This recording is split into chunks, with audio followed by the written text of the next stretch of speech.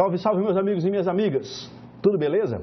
Professor Pietro aqui então para mais um tópico da unidade 2 do livro de Algoritmos e Lógica de Programação 2, agora falando de estruturas de decisão simples. É o comando if, basicamente. São os comandos mais básicos da programação, a gente precisa conhecer isso aqui, tá? Então vamos aos slides lá, olha só. O comando if, ele faz o seguinte, quando a gente usa esse comando, a gente define um bloco de comandos entre chaves, e aí esse bloco de comandos definido pelo if, ele só vai ser executado caso a condiçãozinha lá do if seja verdadeira. Se for falsa, não executamos o bloco de comando. Beleza? Olha só, a condição então ela vai ser expressa, como eu disse para vocês, através de uma expressão lógico-relacional, e existem várias formas de se categorizar e organizar o if de maneira simples, composta e aninhada. Vamos aqui à sintaxe do nosso if. Então ele vai fazer o seguinte, ele vai testar aquela condição. Se a condição for verdadeira, executa o bloco de comandos. A condição, de novo, dada por uma expressão lógico-relacional. Beleza? E essa expressão lógico-relacional, ela vai ter um resultado verdadeiro ou falso. Se for verdadeiro, executa o bloco de comandos. Se não for, não executa. Lembrando sempre da indentação, minha gente. Por que eu falo disso aqui? Porque é uma boa prática de programação. Se você vai chegar na empresa lá programando, o professor Pietro me ensinou que tem que indentar o código. Rapaz, você já vai ganhar uma moral tremenda lá na sua empresa. Agora, se você chega lá e não indenta, e a pessoa pergunta para você, quem foi que te ensinou a programar sem indentar? E você fala, professor Pietro, aí meu amigo e minha amiga, pelo amor de Deus, não faça isso, né? Aí não dá, né? Então, olha só, qual é a sintaxe? A sintaxe é a seguinte, sintaxe do if. Nós digitamos if, comandinho if, abrimos parênteses e dentro dos parênteses a gente escreve a nossa expressão lógico-relacional, a nossa condição. Feito isso, a gente abre chaves e fecha chaves lá embaixo e coloca a sequência de instruções, o bloco de comandos, que será executado dependendo do resultado da expressão lógica. Reparem no seguinte, em linguagem C, if não tem ponto e vírgula. Ponto e vírgula está vetado aqui no if. O if, ele é um comando que define um novo bloco de comandos. Comandos que definem um novo bloco de comandos, eles dispensam ponto e vírgula, com exceção do do while, que a gente vai ver lá na unidade 3.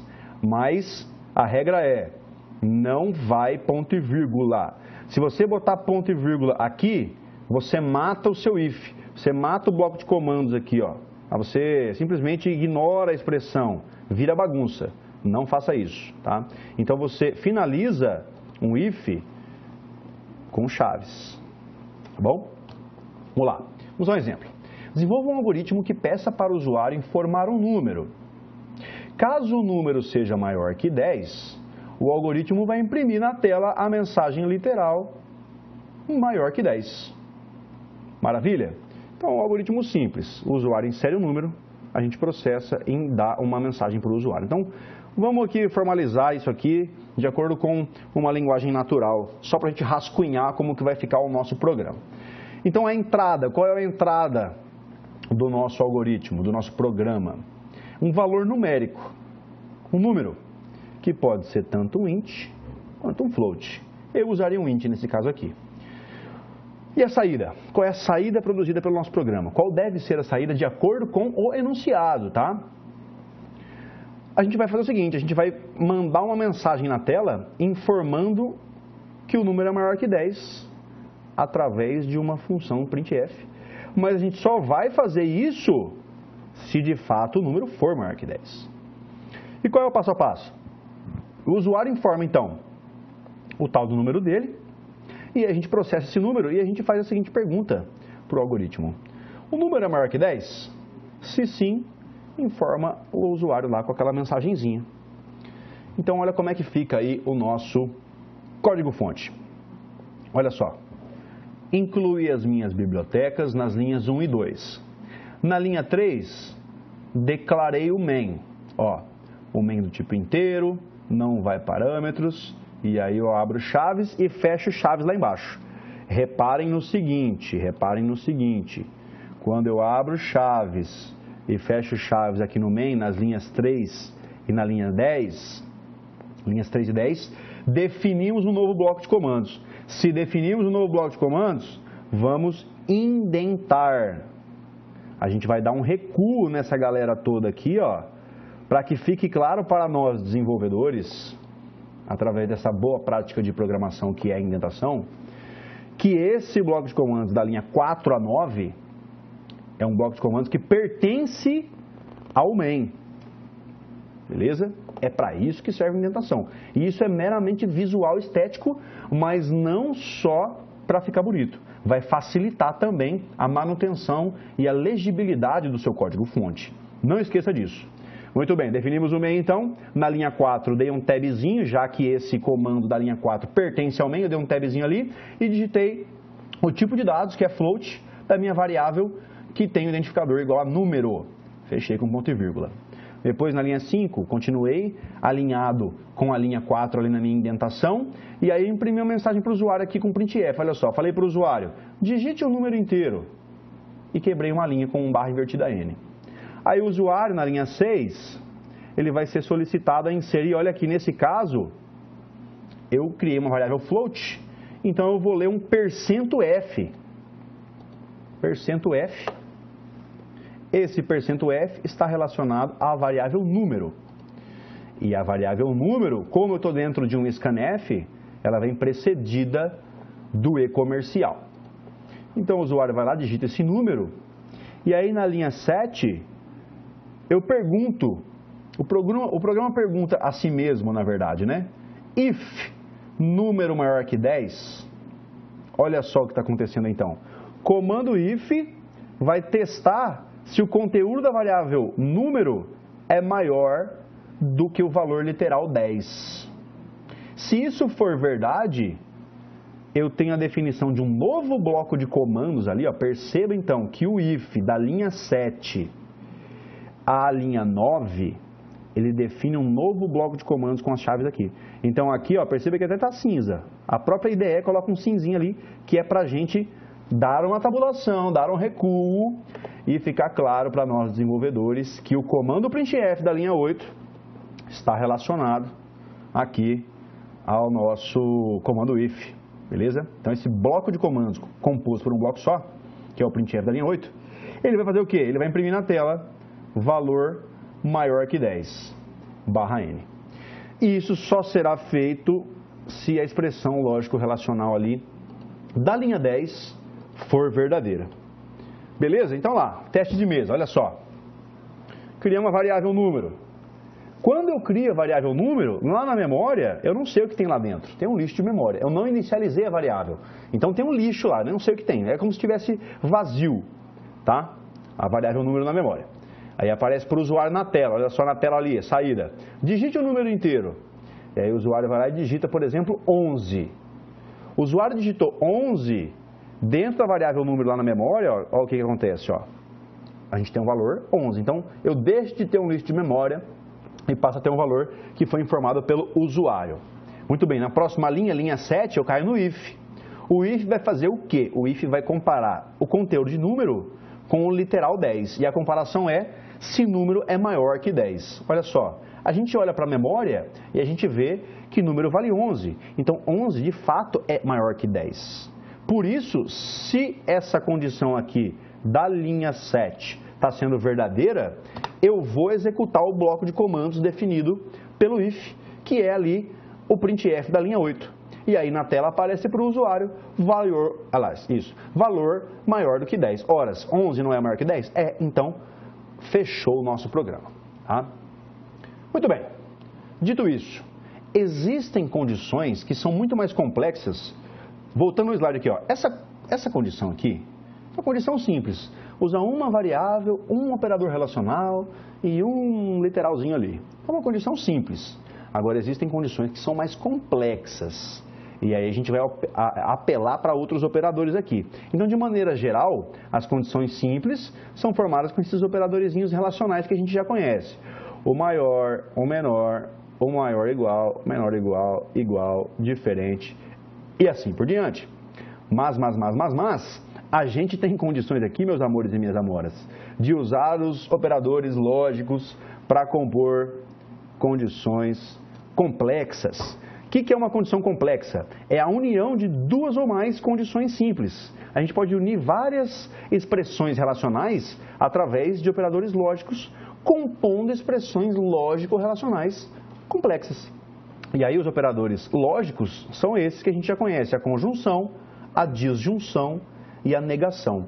Caso você tenha chegado até aqui e não tenha encontrado no seu teclado aonde é que tem essa barrinha, tá? Essa barrinha, ou ela está realmente lá no canto inferior esquerdo do seu teclado. Deixa eu desenhar um teclado aqui nesse monitor aqui, só para vocês entenderem. Ó, imagine que isso aqui é o seu teclado. Professor, excelente desenhista, não reparem, imagine que isso aqui é o seu teclado, ó, tá? Seu tecladinho lá, tal, beleza. Se o seu teclado está nas normas da ABNT, etc, etc, provavelmente esse caractere aqui, ó, vai estar em uma tecla nessa região inferior esquerda do seu teclado. Vai ser uma teclinha assim, ó. Deixa eu desenhar uma teclinha 3D bem bonita para vocês aqui, ó. Ou vai ser uma teclinha que tem, geralmente, o pipezinho desse jeitinho aqui e a barrinha lá invertida. Ou vai ser uma teclinha assim, ó, que vai ter um caractere qualquer, mas vai aparecer para você o seguinte, ó, é como se fosse 2 pontos, mas não é 2 pontos, são 2 tracinhos, tá? Então, beleza, sabendo disso, a gente pode usar os operadores lógicos em combinação com os operadores relacionais para criar condições complexas. Vamos aqui a um exemplo. Imagine que é preciso informar ao usuário se um número é maior que 10 e, simultaneamente, se esse número é menor que 20. Então, imagine o seguinte, ó. Imagina que eu tenho um eixo X aqui. Aqui eu tenho 0, né? 10, 20. E eu quero saber se esse número está compreendido nesse intervalinho aqui entre 10 e 20. Tá bom? Então, como é que fica o nosso programa? O programa fica da seguinte forma. Nas linhas 1 e 2, incluo as nossas bibliotecas. Na linha 3, eu começo o main. Na linha 10, eu termino o main. Dou a minha indentada, né? Fica tudo indentado e começo a escrever o código da minha função main.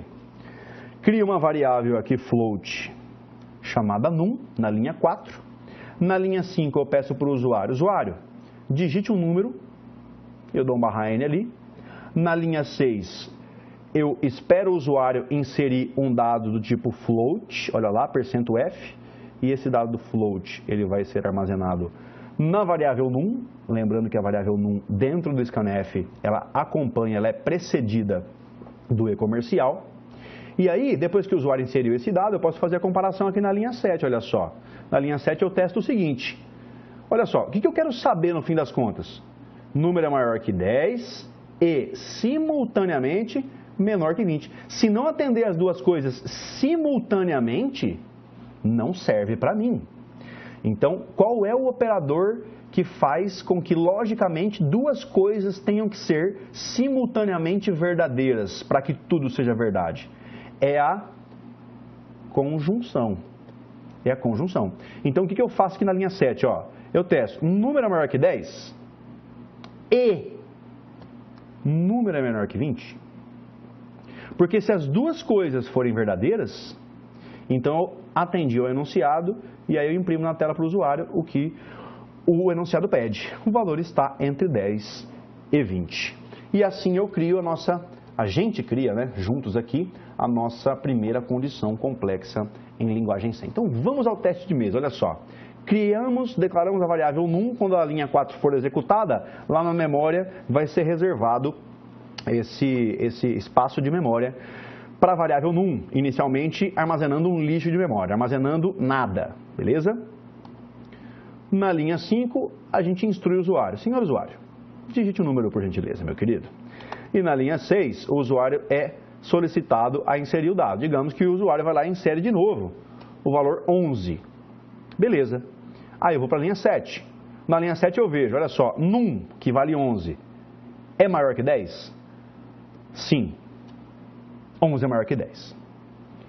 Do outro lado aqui, ó, num, que vale 11, é menor que 20? Sim, nesse caso é menor que 20 também. Então, num maior que 10, num menor que 20, ambas as coisas são verdadeiras, eu tenho uma conjunção entre as duas. E uma conjunção entre as duas comparações relacionais. E se as duas comparações relacionais forem verdadeiras, como no caso é, a gente vai executar o bloco de comandos que está compreendido entre as linhas 7 e 9. No caso, a linha 8 é executada e aparece a mensagem para o usuário. Olha, senhor usuário, o valor que você inseriu de fato está entre 10 e 20. Beleza? Agora vamos a um exemplo que usa não mais a disjunção, mas a conjunção. Olha só, o exemplo é o seguinte. Imagine que é preciso informar ao usuário se um número é maior que 10 ou se o número é igual a zero. Então, qual que é a sacada aqui, ó? Se o número for maior que 10, beleza, eu informo o usuário, condição satisfeita. Ou se o número é igual a zero. Veja bem, 0 nunca vai ser maior que 10. Então, ou o número é maior que 10, ou o número é igual a zero, para essa condição ser satisfeita. Então, a gente vai usar a disjunção lógica, tá? Como é que fica a brincadeira aqui? O teste de mesa, olha só. Cria uma variável float chamada num, peço para o usuário digitar um número, aparece na tela lá. Digite um número. O usuário vai lá e insere o número, ó. Inseriu 5. Inseriu 5, senhor usuário. Gente boa esse usuário, né? Ele quer quebrar a condição, olha só. Então, o que ele fez? Digitou 5, na linha 7, o programa testa. Num, que vale 5, é maior que 10? Não, falso. Do outro lado, num, que vale 5, é igual a zero? Não, eu tenho falso. E aqui, entre as duas condições relacionais, eu tenho o operador lógico OU. E aí o seguinte, o OU, ele só é verdadeiro quando pelo menos um dos operandos for verdadeiro. Nesse caso aqui, nem o operando da esquerda é verdadeiro, nem o operando da direita é verdadeiro. Ambos são falsos. Portanto, disjunção será falsa se e somente se todos os operandos forem falsos. Nesse caso, são falsos. O número não é nem maior que 10 e o número não é nem igual a zero. Portanto, encerra o algoritmo e o usuário não recebe a mensagem dele.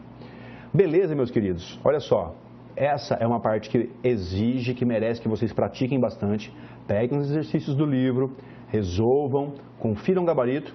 Em qualquer dúvida, entrem em contato com a mediação, que a gente vai estar sempre à disposição para ajudar vocês. Belezinha? A gente se encontra então no próximo tópico da unidade 2. Até mais!